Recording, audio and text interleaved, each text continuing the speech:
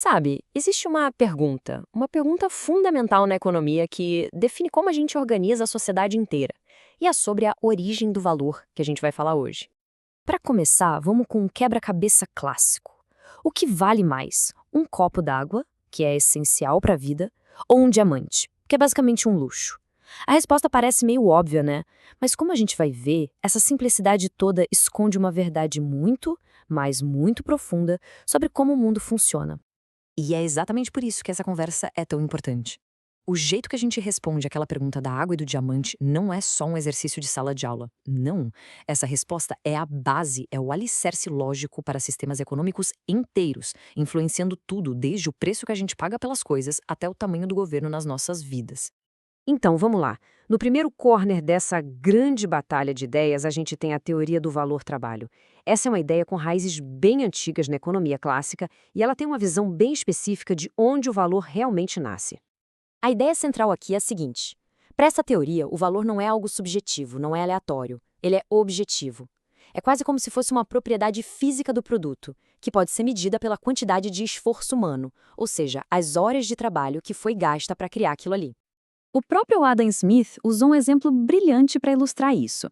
No famoso caso da fábrica de alfinetes, ele mostrou que se você divide a produção em tarefas bem pequenas e especializadas, a produtividade explode. Para os teóricos do valor-trabalho, isso era a prova. O foco está todo no processo de produção, no trabalho em si. É dali que broca todo o valor. E é aqui que a gente chega na consequência talvez mais poderosa e polêmica dessa teoria. Pensa bem. Se são os trabalhadores que criam todo o valor com seu esforço, de onde é que sai o lucro do dono da fábrica? Para pensadores como Maurice Dobb, esse lucro seria, na verdade, uma parte do valor que não volta para o trabalhador. Seria uma apropriação, o que gera um conflito que é fundamental entre o capital e o trabalho.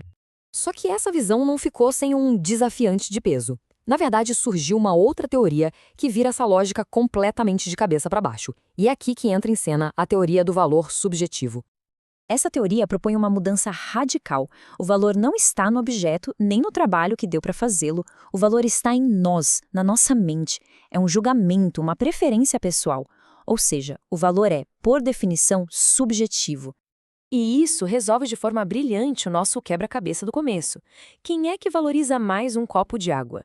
Bom, para alguém perdido no deserto, aquele copo d'água vale mais do que qualquer diamante. Agora, para uma pessoa em casa, numa cidade com água encanada à vontade, aquele mesmo copo d'água tem um valor muito, muito menor. O objeto é o mesmo, mas o valor muda completamente, dependendo do contexto e da necessidade de cada um. E aqui está a grande crítica, o argumento central contra a teoria do valor-trabalho.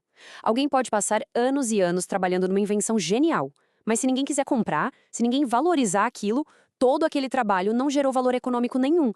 No fim do dia, é o desejo do consumidor, a avaliação subjetiva dele, que vai dizer se o trabalho investido valeu a pena ou não. Bom, com os dois lados apresentados, a gente chega ao confronto final. Quais são as consequências reais, práticas e profundas de cada uma dessas ideias para a sociedade? Quando a gente coloca lado a lado, a diferença é gritante. De um lado, você tem uma visão de mundo onde o valor é algo físico, objetivo, medido pelo esforço. Do outro, uma visão onde o valor nasce na mente humana. E os preços são simplesmente sinais que comunicam essas milhões de preferências por toda a economia. E esses dois pontos de partida levam a gente para destinos completamente diferentes. Se o valor é objetivo e pode ser calculado, então faz todo sentido ter uma autoridade central, um governo, planejando a economia para distribuir os recursos do jeito certo.